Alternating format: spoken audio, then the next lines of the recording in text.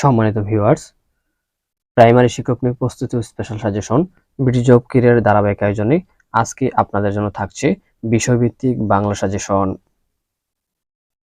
আপনারা চাইলে সাজেশনটিতে পরীক্ষা দিয়ে নিজেকে যাচাই করতে পারেন। কিভাবে পরীক্ষা দিবেন আমি বলে দিচ্ছি। তার আগে বলে নিই, এখনো পর্যন্ত আপনারা যারা চ্যানেলটি সাবস্ক্রাইব করেননি, সাবস্ক্রাইব করে এবং লাইক কমেন্ট শেয়ার করে সাথেই থাকবেন। প্রথমত, প্রতিটি প্রশ্ন বলার পর কিছুক্ষণ সময় দেওয়া হবে। এই সময়ের মধ্যে আপনি সঠিক উত্তরটি চিহ্নিত করবেন এবং খাতায় লিখে রাখবেন। যদি আপনি মুখে মুখে মনে রাখতে পারেন তাহলে খাতা কলমের প্রয়োজন নেই। যদি উত্তরটি সঠিক হয় তাহলে আপনি 1 নম্বর পাবেন এবং প্রতিটি ভুল উত্তরের জন্য 0.25 নম্বর কাটা যাবে। আপনি বিষয়ভিত্তিক সাজেশনে কত পেলেন তা অবশ্যই কমেন্ট করে জানাবেন। তাহলে অন্যদের সাথে কম্পেয়ার করে আপনার অবস্থানটি দেখতে পারবেন। তাহলে আর দেরি না করে শুরু করা যাক।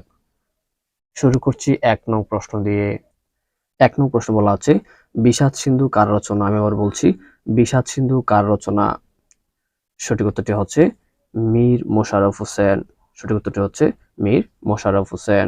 2 নং প্রশ্ন বলা আছে, বাংলা ভাষার প্রথম কাব্য সংকলন চর্যাপদের আবিষ্কারককে? আমি আবার বলছি, বাংলা ভাষার প্রথম কাব্য সংকলন চর্যাপদের আবিষ্কারককে? সঠিক উত্তরটি খাতায় লিখে ফেলুন। সঠিক উত্তরটি হচ্ছে হরপ্রসাদ শাস্ত্রী। সঠিক উত্তরটি হচ্ছে হরপ্রসাদ শাস্ত্রী। নিপাতনে সিদ্ধ সন্ধি কোনটি? আমি আবার বলছি, নিপাতনে সিদ্ধ সন্ধি কোনটি? সঠিক উত্তরটি খাতায় লিখে ফেলুন। সঠিক উত্তরটি হচ্ছে বৃহৎ যুগপতি বৃহস্পতি।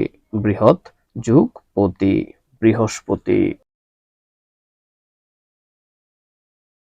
এই বৃহৎ যুগপতি হচ্ছে নিপাতনে সিদ্ধ সন্ধির উদাহরণ, অর্থাৎ বৃহস্পতি। 4 নং প্রশ্ন বলা আছে, পবন শব্দের সঠিক প্রকৃতিপদ কোনটি? আমরা বলছি, পবন শব্দের সঠিক প্রকৃতিপদ কোনটি? সঠিক উত্তর হচ্ছে ভূতপদ চিহ্ন পু যোগ অন পবন। ভূতপদ চিহ্ন পু যোগ অন পবন। 5 নং প্রশ্ন বলা আছে, নীল যে আকাশ নীল আকাশ কোন সমাস? আমি আবার বলছি, নীল যে আকাশ নীল আকাশ কোন সমাস? আপনারা সঠিক উত্তরটি খাতায় লিখে ফেলুন। সঠিক উত্তরটি হচ্ছে কর্মদ্বারয় সমাস। সঠিক উত্তরটি হচ্ছে কর্মদ্বারয় সমাস।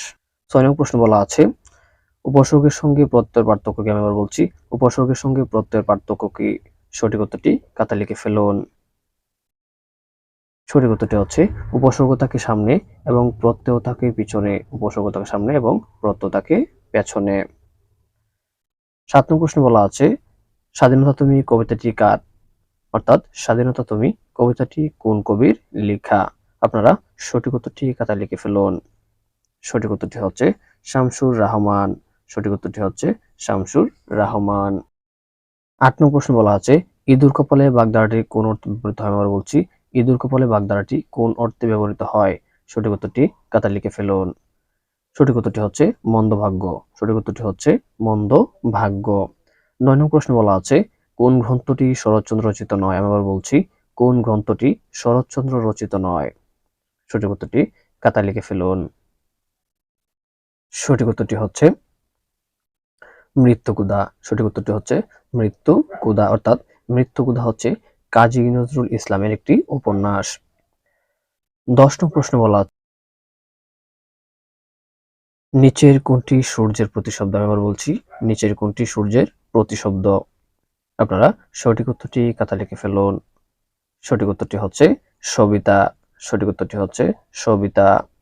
11 নং প্রশ্ন বলা আছে, বাংলা গদ্যে বিরাম চিহ্ন ব্যবহারের কৃতিত্ব কার? আমি আবার বলছি, বাংলা গদ্যে বিরাম চিহ্ন ব্যবহারের কৃতিত্ব কার? সঠিক উত্তরটি খাতায় লিখে ফেলুন। সঠিক উত্তরটি হচ্ছে বিদ্যাসাগরের, অর্থাৎ ঈশ্বরচন্দ্র বিদ্যাসাগরের হচ্ছে বিরাম চিহ্নের কৃতিত্ব, অর্থাৎ বাংলা গদ্যে বিরাম চিহ্ন ব্যবহারের কৃতিত্ব হচ্ছে একমাত্র ঈশ্বরচন্দ্র বিদ্যাসাগরের। 12 নং প্রশ্ন বলা আছে, নিচের কোন নাটকের রচয়িতা দীনবন্ধু মিত্র? আমি আবার বলছি, নিচের কোন নাটকের রচয়িতা দীনবন্ধু মিত্র? সঠিক উত্তরটি খাতায় লিখে ফেলুন। সঠিক উত্তরটি হচ্ছে নবীন তপস্বিনী, কমলে কামিনী, লীলাবতী, অর্থাৎ উপরের সবগুলো হচ্ছে দীনবন্ধু মিত্রের নাটক। 13 নং প্রশ্ন বলা আছে, জীবনানন্দ দাশ প্রধানত কি? জীবনানন্দ দাশ প্রধানত কি? সঠিক উত্তরটি খাতায় লিখে ফেলুন। সঠিক উত্তরটি হচ্ছে প্রকৃতির কবি। কবির জীবনানন্দ দাশ হচ্ছে প্রকৃতির কবি। 14 নং প্রশ্ন বলা আছে কবর নাটকটির নাট্যকার কে? আমি আবার বলছি, কবর নাটকটির নাট্যকার কে? সঠিক উত্তরটি হচ্ছে মনির চৌধুরী। সঠিক উত্তরটি হচ্ছে মনির চৌধুরী। আপনারা অনেকেই এই প্রশ্নটি নিয়ে ঘুরপাক খান। অনেক সময় দেখা গেছে কবর কবিতাটির লেখককে এরকম প্রশ্ন আসে, তাহলে আপনারা মনির চৌধুরী লিখে ফেলেন। কিন্তু আপনাদেরকে প্রশ্নটাকে ভালোভাবে পড়তে হবে, তারপর উত্তরটি দিতে হবে। কবর নাটকটির নাট্যকার হচ্ছে মনির চৌধুরী এবং কবর কবিতার লেখক হচ্ছে জসিমউদ্দিন। 15 নং প্রশ্ন বলা আছে টুটকাটা বলতে কি বোঝায়? আমি আবার বলছি, টুটকাটা বলতে কি বোঝায়? সঠিক উত্তরটি খাতায় লিখে ফেলুন। সঠিক উত্তরটি হচ্ছে স্পষ্টভাষী। সঠিক উত্তরটি হচ্ছে স্পষ্টভাষী। 16 নং প্রশ্ন বলা আছে নিত্য মূর্ধন্যস্ব কোন শব্দে বর্তমান? আমি বলছি, নিত্য মূর্ধন্যস্ব কোন শব্দে বর্তমান? সঠিক উত্তরটি খাতায় লিখে ফেলুন। সঠিক উত্তরটি হচ্ছে আষাঢ়। সঠিক উত্তরটি হচ্ছে আষাঢ়। 17 নং প্রশ্ন বলা আছে যার বাসস্থান নেই এক কথায় কি হবে?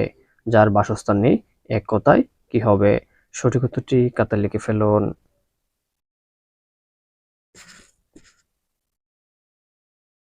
সঠিক উত্তরটি হচ্ছে অনিকেতন। সঠিক উত্তরটি হচ্ছে অনিকেতন।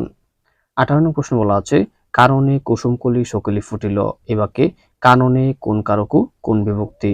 আবার বলছি, কাননে কুসুমকলি সকলি ফুটিল এ বাক্যে কাননে কোন কারকে কোন বিভক্তি? সঠিক উত্তরটি খাতায় লিখে ফেলুন। সঠিক উত্তরটি হচ্ছে করণে সপ্তমী, অধিকরণে সপ্তমী। সঠিক উত্তরটি হচ্ছে অধিকরণে সপ্তমী।